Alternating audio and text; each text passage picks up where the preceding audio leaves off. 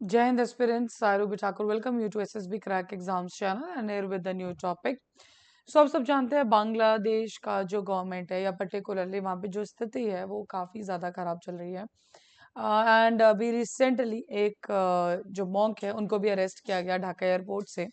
उसी के बाद वहां से एक मांग चल रही थी, एक प्ली फाइल की गई थी कि बांग्लादेश के अंदर इस्कॉन जो ऑर्गेनाइजेशन है उसको बैन किया जाए, बट हाई कोर्ट ने इसे रिजेक्ट कर दिया है। तो चलिए जानते हैं कि क्या है इसके ऊपर सारी की सारी डिटेल्स।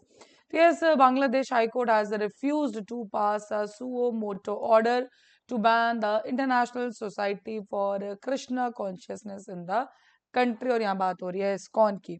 सो अगर आप सब जानते होंगे इस्कॉन एक ऑर्गेनाइजेशन है, डन हरे कृष्णा मूवमेंट भी बोला जाता है कि ये इन्होंने स्टार्ट की थी and particularly they are related to the Krishna culture. So ये लोग जो है प्रोटेस्ट कर रहे थे एंड प्रोटेस्ट चल रहा था, it's was not related to ISKCON. आगे हम स्टेटमेंट्स देखेंगे बिकॉज इस्कॉन ने जो अरेस्ट हुए थे हिंदू मॉन्क उनसे थोड़ा सा उन्होंने पीछे हट गए। उन्होंने कहा है कि is not the member of ISKCON because इनको पहले एक्सपेल कर दिया गया था। सो बेसिकली गवर्नमेंट ये फैसला कब आया, जब गवर्नमेंट ने एक रिपोर्ट सबमिट की एंड जो पोजीशन है वहाँ पे हिंदू रिलीजियस ऑर्गेनाइजेशन, और हिंदू रिलीजियस ऑर्गेनाइजेशन जो यहाँ पे बात की जा रही है that is of the ISKCON only. और उन्होंने जो वहाँ पे भी वायलेंस चल रही है, प्रोटेस्ट चल रही है, तो वो ये कहा गया कि ये सब जो है इस्कॉन नहीं, कि ये ISKCON is involve in all this. Done. Court ने मना कर दिया है बांग्लादेश गवर्नमेंट के इस पिटिशन के ऊपर कि yes they will not ban the ISKCON and which termed religious fundamentalist organisation. Basically ISKCON को वहां पे जो एक रेडिकल ऑर्गेनाइजेशन कहा जा रहा है। डन।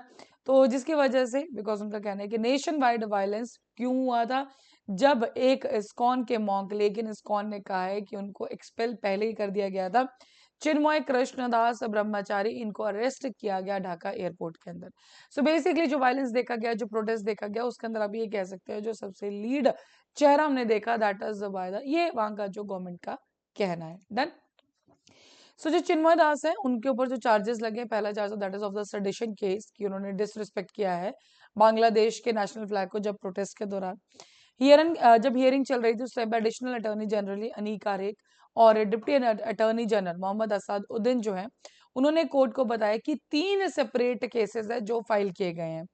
और सबसे पहला केस जो है, मुस्लिम लॉयर जो है चित्तगांव में उनकी डेथ हो जाती है, किलिंग होती है ड्यूरिंग द प्रोटेस्ट, इसलिए।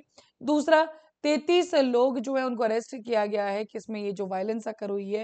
एंड जो चिन्मय दास है उनको जो अरेस्ट किया गया बिकॉज माना यह जा रहा है कि जो प्रोटेस्ट हुए हैं उसके अंदर सबसे मेन चेहरा, लीडिंग फिगर कौन थे, यही थे। सो हाई कोर्ट ने एक्सप्रेस किया है गवर्नमेंट को कि आप थोड़ा ध्यान रखिए एंड जो लॉ एंड ऑर्डर की सिचुएशन उसको प्रोटेक्ट कीजिए एंड जो प्रॉपर्टीज हैं या जो लोग हैं वहां के बांग्लादेश के, उनके ऊपर ध्यान दिया जाए। तो बट बेसिकली इस कॉन को जो बैन करने की मांग थी वो एंटरटेन नहीं की गई है।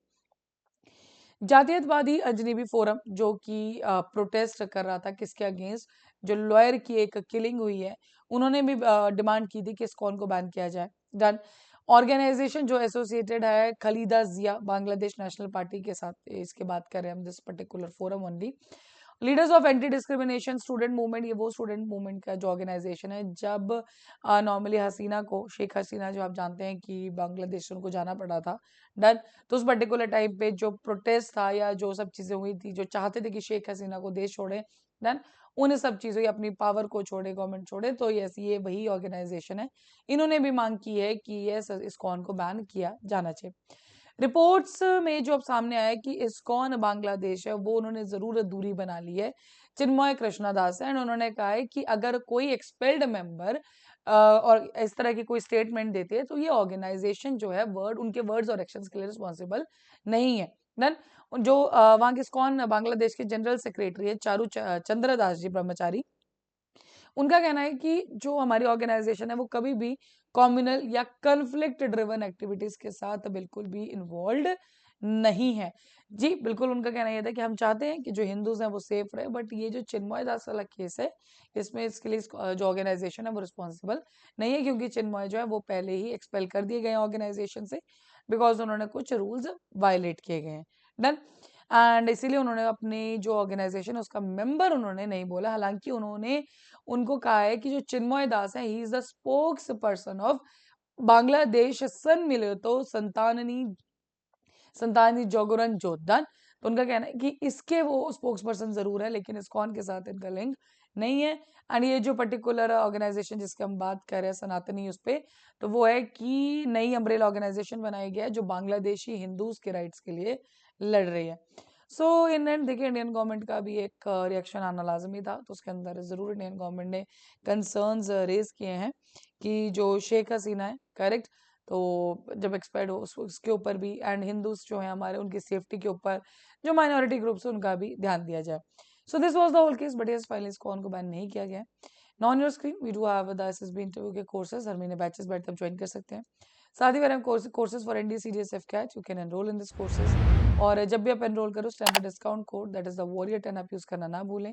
जैसे आप इस कोड को यूज करेंगे, you'll be getting the 10% off on that particular course.